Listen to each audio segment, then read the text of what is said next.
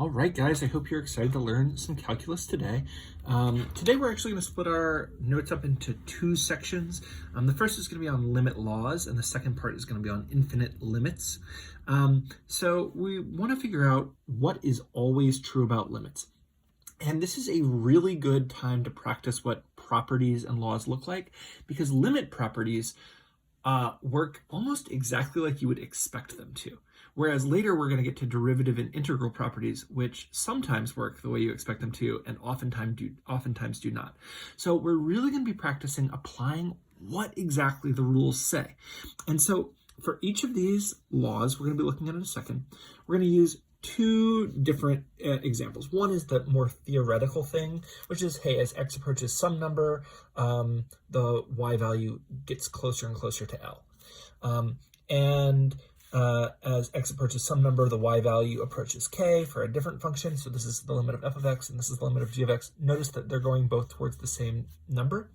And then to make it a little bit easier with examples, we'll do the limit as x approaches c on both of these functions and have some numbers that go with them, so they're not always just L and K. I think for some kids that makes it easier. So let's talk about it with symbols first. A scalar multiple. And a scalar, of course, a scalar multiple is like if we have 5 times x, this is the scalar multiple. It's a constant multiplier. And so this limit law says if you have x approaching c of a constant, a scalar, times a function, then that limit is the same as if you had the scalar times the limit of the function. And that will be the constant times whatever that limit. Remember, this limit is equal to L. And this should work kind of exactly like you would expect it to. It's just saying, look, if you have a constant multiplying inside the limit, it's the same as if the constant was multiplying outside the limit. It'll give you the same answer. And so you can just do the limit of the function and then just leave that multiplied by the scalar at the end. And let's just see an example of how this goes. If we do the limit as x approaches c of -3 times g of x, the property says that this is the same as -3 times the limit as x approaches c of g of x. So we can bring the -3 to the outside, and the reason that's helpful is now we can actually do this limit. The limit as x approaches c of g of x, we said we were going to be using -5 throughout. So -3 times -5 is 15. And a lot of people will just kind of look at this and be like, oh yeah, well it's -3 times 5 times -5, so we get 15. And that wouldn't be wrong, but you want to make sure, sometimes you will get it wrong if you're not being careful. So you really want to make sure you're applying the properties and saying, look, okay, the property says if we have a limit of a constant times a function, we can bring the constant to the outside and then just do the limit of the function that we know the answer to. So with that in mind, let's look at this next one, and I'll let you guys kind of take the lead a little bit more in this. Here we have the sum or difference property, and I'm going to cover this up for just a second. If you had to guess what the limit property is for the limit as x goes to c of two functions adding or subtracting together, well, what would you, if you were making up the rules for how it would work, what would you make up the rules to be? And probably you would make it be, well, you just do the limit of the first one plus the limit of the second one, or minus, depending on what you're doing. And that's exactly what the property is. You just do the limit of the first one and add it to the limit of the second one. You can separate them basically into two different limits. And so you get L plus K. Try this on your own. Again, we're going to be using these numbers up. Oh, you guys can't see that. We're going to be using these numbers up here. So where the limit as x approaches c of f of x is 4 and limit as x approaches c of g of x equals -5. What then would be the limit as x approaches c of f of x plus g of x? And my guess is that you almost all got it right, but I want to be careful that we're actually separating the limits. We really want to write limit as x approaches c of f of x plus, we can split it into two separate limits. And you want to make sure you're actually like doing this, not just being like, oh, aha, 4 plus -5. So now it's 4 plus -5. And of course, you get -1, which is probably what almost all of you got. But I want to make sure we're actually separating these limits and using the properties, because it will mess you up sometimes if you're not careful. Especially when we get to derivatives where the rules don't actually make a lot of sense. You just have to follow the properties. Okay, here's the next property. And again, it works just like you would make it if you were making up the rules. How do you think you do the limit of two functions multiplying? Well, probably what you would come up with is it's the limit of the first one times the limit of the second one. So it'll be whatever the first limit comes out to times the limit of the second one. And that's kind of just what you would think. Try this one on your own. Again, using these example numbers.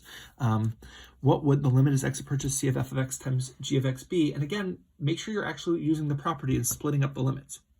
Okay, so hopefully you did. This is two different limits times each other. And so it would be 4 times -5, which is -20. Now, again, for these, when they're easy like this, even if you're not splitting it up into two separate limits, you're going to get this right answer.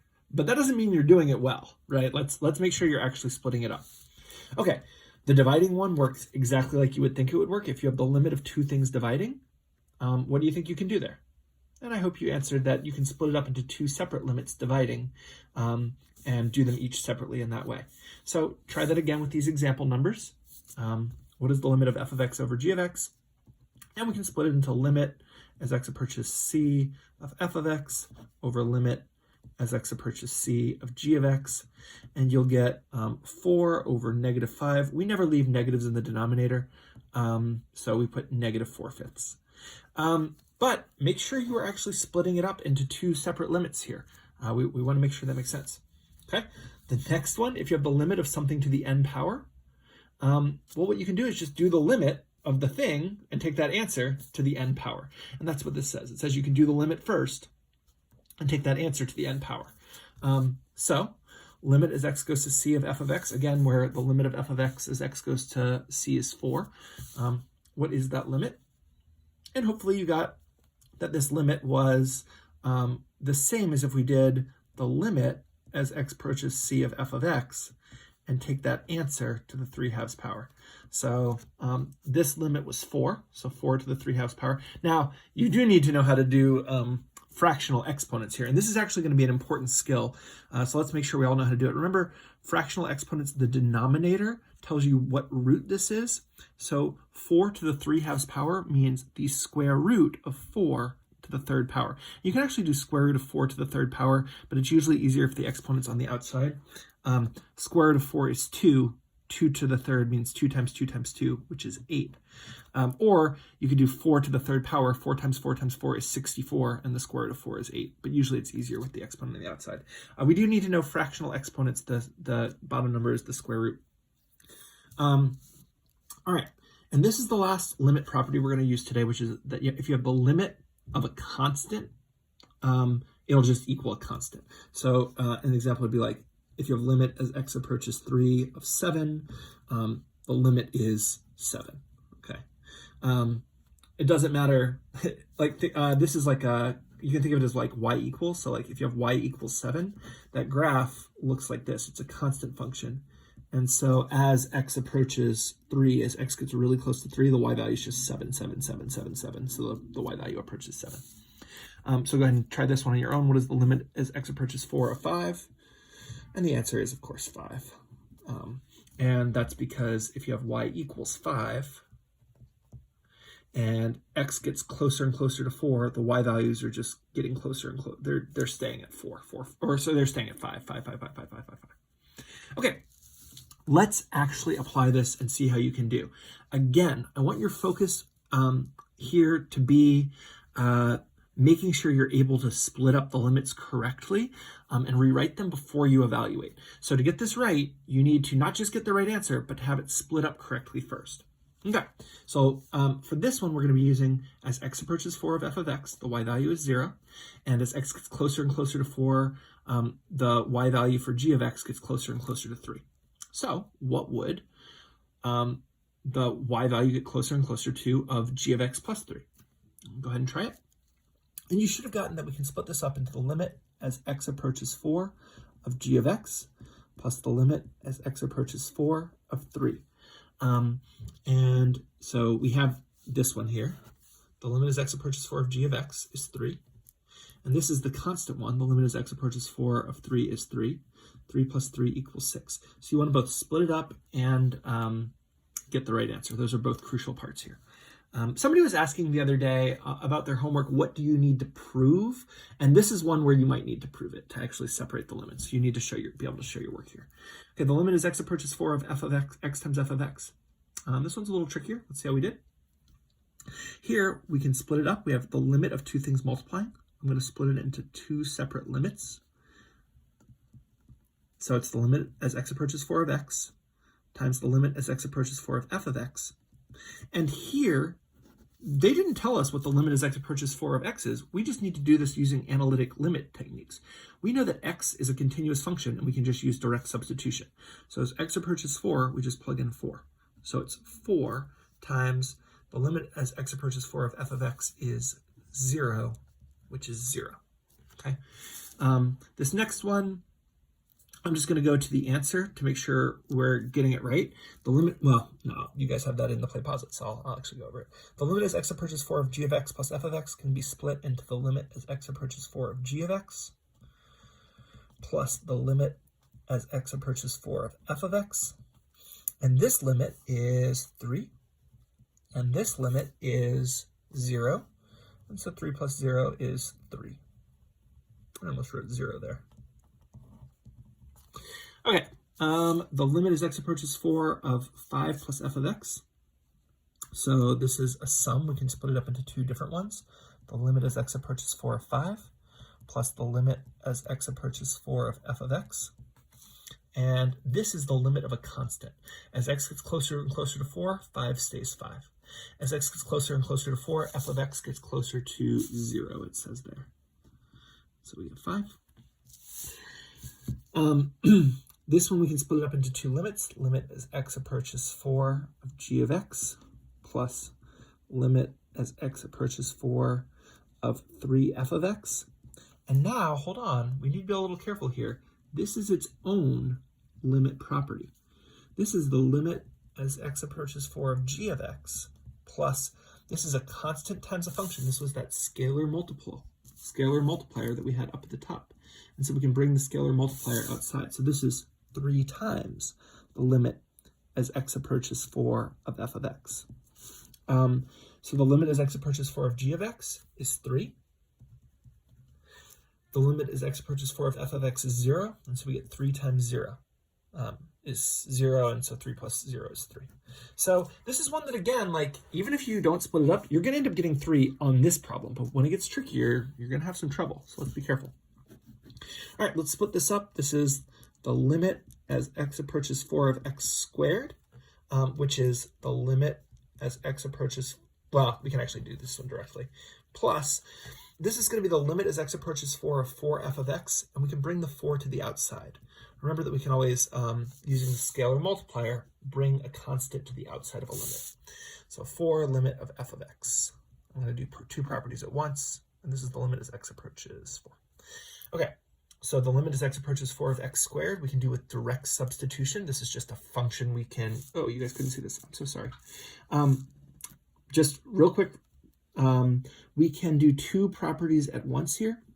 We can do the limit as x approaches 4 of x squared, that's fine, plus I'm going to go ahead and bring this 4 to the outside because we can use this limit property where if you have a constant multiplier, it can come to the outside of the limit. So I'm going to make it 4 limit of f of x. Okay, so limit as x approaches 4 of x squared is direct substitution, and limit of f of x was 0, and so this is 4 times 0, which is 0, and so we get 16. Okay, let's split this up. This is the limit as x approaches 4 of g of x over the limit as x approaches 4 of f of x minus 1. This bottom one can be split up even more. So the top one, I'm going to leave alone. Well, let's just do it. Limit as x approaches 4 of g of x is 3. But the bottom one, I need to split up even more. Limit as x approaches 4 of f of x minus limit as x approaches 4 of 1. And so this one is 0 minus the limit as x approaches 4 of 1. This is a constant, and the limit of a constant is just that constant. So 3 divided by -1 is -3. Okay, this one is the property that says if you have something to a power, you can do the limit as x approaches 4 of g of x, and then take that answer and square it. So we can rearrange what order we do things in, and the limit as x approaches 4 of g of x is 3. So 3 squared is 4. 3 squared is 9. I don't know where I got 4 from. Okay. Let's see how we can do in graphs. Use your same limit properties. Do the limit as x approaches negative 2 of f of x plus the limit as x approaches negative 2 of g of x. See what we can do here. So first we should have split this up into 2 separate limits. We can bring the 5 to the outside. The limit as x approaches negative 2 of g of x. And now, okay, we have a different f of x and g of x. We're no longer using 0 and 3. We have a graph of f of x and g of x. The limit as x approaches negative 2 of f of x. Well, it doesn't say from the left to the right, so we go from both the left and the right, and we get 1. The limit as x approaches negative 2 of g of x, so as x gets closer and closer to negative 2, we get closer and closer to negative 1. So 5 times negative 1. 5 times negative 1 is negative 5. Negative 5 plus 1 is negative 4. Okay, let's try this next one. What is the limit of f of x over g of x as x goes towards negative 2? Well, this can be split up into the limit as x approaches negative 2 of f of x over the limit as x approaches negative 2 of g of x. And the limit as x approaches negative 2 of f of x, we said was 1. The limit as x approaches negative 2 of g of x is negative 1. So we get negative 1. Okay. How about the limit as x approaches 1 of f of x times g of x? So this is the limit as x approaches 1 of f of x times the limit as x approaches 1 of g of x. And this time, the limit as x approaches 1 of f of x as x gets closer to 1 from both sides. The y value is getting closer to 2. The limit as x approaches 1 of g of x. This limit does not exist. And so whenever a limit doesn't exist, this is not clear. Maybe it won't exist, but maybe it will. And what we're always going to do is actually break it up into left and right limits. So the limit as x approaches 1 is the limit from both the left and the right. And sometimes when you do it as left and right limits, you will actually get an answer out. So let's do the limit as x approaches 1 from the left, and it will be of f of x times the limit as x approaches 1 from the left of g of x. And as you approach 1 from the left, this one is 2, and this one is negative 2, so negative 4. But the limit as x approaches 1 from the right of f of x times the limit as x approaches 1 from the right of g of x. This one is still 2 as x approaches 1 from the right. The y value is getting close to 2. And as x approaches 1 from the right, the y value is getting close to negative 1. And this is negative 2. So these two limits are not equal to each other, and so this overall limit does not exist. Just because one of the limits doesn't exist does not mean the overall limit doesn't exist. Sometimes they could both not exist, but the overall limit could exist. If it looks like a limit might not exist, you really want to do the limit from the left and the limit from the right and go back to our definition of what a limit is. That'll come up on your homework and I believe on a quiz or test.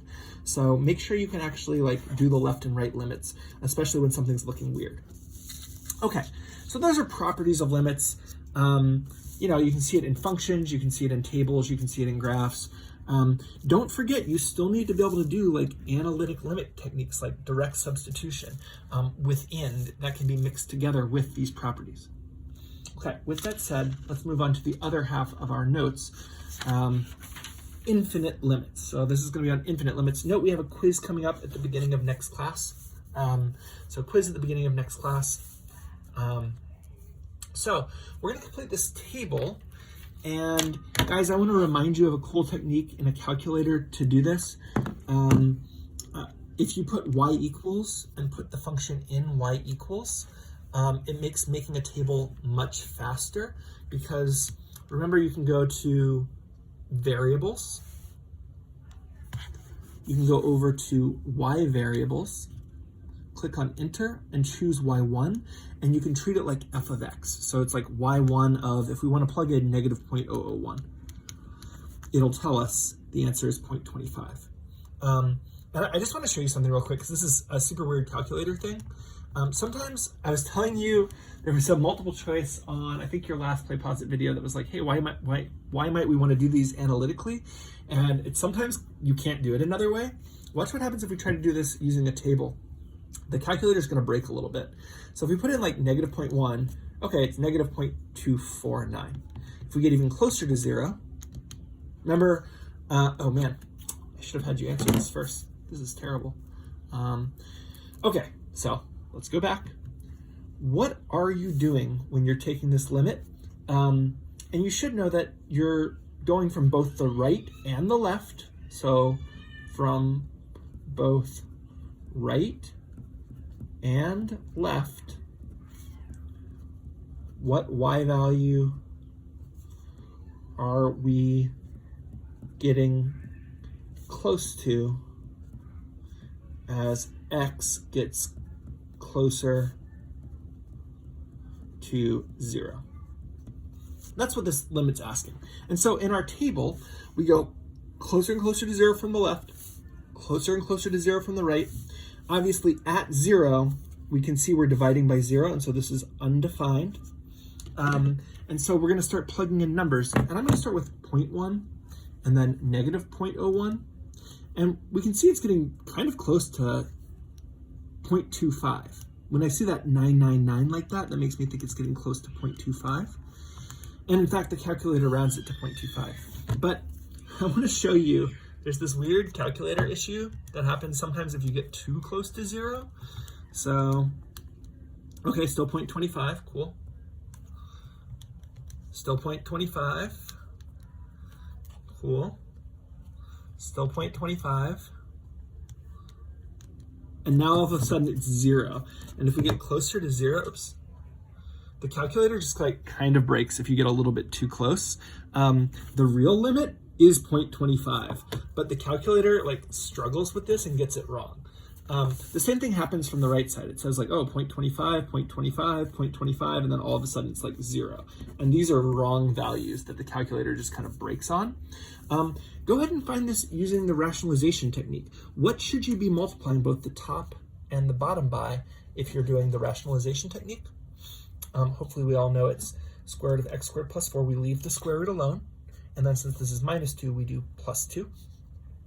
And we have to multiply by the same thing on both the top and the bottom. So it's going to be the same thing. Remember that when we do this, I guess I shouldn't use equals because I'm not rewriting my limit. I'll use an arrow. Remember that it's the difference of two squares, so the middle terms cancel out. The square root times the square root will cancel out and give me x squared plus 4. Negative 2 times positive 2 will give me negative 4, and the middle terms cancel out. We get negative 2 square root plus 2 square root, and those cancel out. In the bottom, we do not multiply this out. We leave it factored because this will always cancel out. And plus 4 minus 4 is 0. That goes away. And then we'll notice we have x squared divided by x squared. And since there's nothing else on top, we can divide by x squared over x squared and get 1 over square root of x squared plus 4 plus 2. And this is the limit as x goes to 0. And so we can just directly substitute now.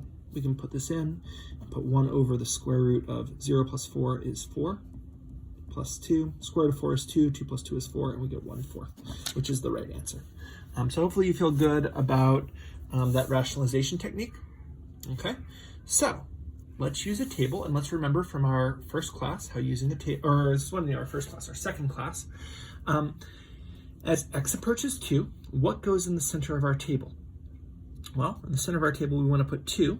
And what is f of 2? F of 2, when we plug in 2, is undefined. Remember that a function value is undefined. Limits would exist or not exist, but function values are undefined if we plug in 2, because we're getting 3 over 0, which is undefined. So How does this work? Well, we're going to put a number slightly less than 2. What number might work for that? Maybe something like 1.999. And when we plug that in, I'm going to see, let's do y equals. Let's plug it in like this. Y equals, what was it, 3 over x minus 2. I'm going to do my same trick. I'm going to press variables and go over to y variables, function, y1 of 1.999. And I get negative 3,000. Okay, well, maybe it's just getting really close to negative 3,000, and that's what's going on there. Let's get even closer. Let's do, and I guess I should have put this over here. Let's go 1.99999 and see what happens. Let's add some more nines. Let's get even closer. Oh, now it's 300,000. And now I can tell what's happening. As I get closer and closer and closer to 2, this value is going towards negative infinity.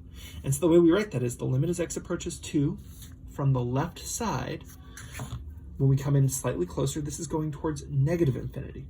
This does not mean the limit exists. In fact, this is a form of not existing. There is no limiting value. But we can be more specific.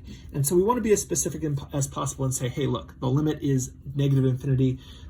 Does not exist is an okay answer, but this is the better answer because it's very specific. We're saying, look, as x gets close to 2 from the left side, the y values are going down and down and down. And what that looks like on a graph is as x gets close to 2, the y values are just like going towards negative infinity.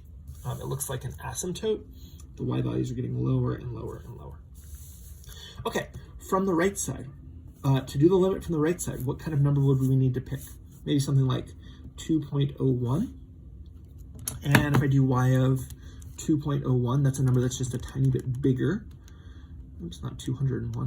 2.01, oh no. That gives me 300. And I find that when I put in numbers that are even closer, I'm getting bigger and bigger and bigger. And so we said that the limit from the right, as x goes to 2 from the right side, the y values are getting closer and closer to positive infinity, which again is a form of not existing. There is no limiting values. The y values just go up and up and up. What it looks like on a graph is as x goes closer to 2 from the right side, the y values are getting higher and higher and higher. So the left side, the y values are going towards negative infinity. The right side, the values are going towards positive infinity. The overall limit, we cannot say either infinity or negative infinity because it's going to different infinities from each side. If one side goes to negative infinity and the other side goes to positive infinity, the only thing we can say is does not exist. If they both go towards infinity, then the limit, the overall limit, is also infinity, which is another form of does not exist. But this is as specific as we can get. Okay, so remember, just because it goes towards infinity does not mean the limit exists. It's a type of not existing called unbounded behavior. There is no limiting value, there is no bound. All right, here's our theorem on vertical asymptotes, and this is something you should already be pretty familiar with from Algebra 2 and pre-calculus. If you have a function that's f of x over g of x, and if f of c is not equal to 0, so if f of x is not equal to 0 at c, and g of x is equal to 0 at c, then at x equals c, there will be an asymptote. And this is because if you take a number that's not getting close to 0, like pick any number you want that's not close to 0. Maybe the limit of the top one is going towards 6. So you're at like 5.99999 when you get really close, but the bottom one's getting really close to 0, then the y values are going to get very large. So as long as the y values in the denominator are going to 0, but the numerator is not, it doesn't matter what that numerator is. It could be like, negative 3.99999, and it'll go to infinity. You'll have an asymptote. So basically, if the limit as x goes to c of f of x does not equal 0, and the limit as x goes to c of f of x does equal 0, g of x does equal 0, then the limit as x goes to c of f of x over g of x does not exist. And this is a type that you can do with direct substitution. Oh, you just like plug in 0. Now, we might want to be more specific. It could be positive infinity. It could be negative infinity. We might want to do the limit from both the left and the right and see if they both go to infinity or both go to negative infinity. If they go to opposite ones, we put dne. But if they both go to infinity, we would say infinity. And if they both go to negative infinity, we would say negative infinity. Let's look at what that looks like on a graph. So here, you'll notice there's an asymptote, and the limit from the left is going towards positive infinity. The limit from the right is going towards positive infinity, and so the overall limit is positive infinity, which is a form of not existing, but this is the more specific answer. How about this one? What is the limit as x goes to c of f of x here? Here we should get that it's negative infinity, because from both the left and the right, the limit is going to negative infinity. How about here? The limit as x goes to c of f of x does not exist, because the limit as x goes to c from the left is negative infinity, but the limit as x goes to c from the right is positive infinity, and since these are not equal to each other, all we can say is does not exist. And the last one, the limit as x approaches c of f of x. This one is also does not exist because they're going to opposite infinities. The limit from the left is going to positive infinity. The limit from the right is going to negative infinity. So we want to be specific when we can be if they both go the same way. So let's look at just one more quick example. Let's look at y equals 1 over, I'll write f of x. F of x equals 1 over x versus g of x equals 1 over x squared. This will have a limit. The limit is x goes to 0 of f of x. We can tell that because the numerator, we can use our limit properties here. This is going to be the limit as x goes to 0 of 1 over the limit as x goes to 0 of f of x, sorry. And this is a constant. And this is not indeterminate. This is not indeterminate. This is undefined, but because the numerator is not also 0, this is just going to go towards, it's going to not exist. The question is it dne, is it infinity, or is it positive infinity? And to find out, what we're going to do is we're going to do the limit as x goes to 0 from the left of f of x. And so what we're going to do is we're going to put 1 over like negative 0.0001, and we can see that that will be negative 10,000. You can see this just by seeing it's a positive over a negative, even if you don't know it's 10,000. You're like, oh, a positive divided by a negative is a negative. But if we do the limit as x goes to, so this is going towards negative infinity. But if we do the limit as x goes to 0 from the right of f of x, that's when we do 1 over like a really, really small number that is a positive. I guess we should say this is approximately. This is positive 10,000, and so the limit from the right is going towards positive infinity because we had a positive divided by a positive. And so this limit does not exist because one side was going to infinity and one was going to negative infinity. But let's look at g of x. Let's do the limit as x approaches 0 from the left of g of x. Well, if we plug in, this is approximately equal to 1 over 0.00, let's do from the left, so it's negative 0.001 squared, and a negative squared is a positive, and so this is going to be like, I think it's like 100 million. I think I'm doing that right in my head. This is obviously going to positive infinity because a negative squared gives you a positive. The limit as x goes to 0 from the right of g of x is going to be 1 over 0.0001 squared, and this will also go to positive infinity. And what this graph looks like is both sides are going to infinity.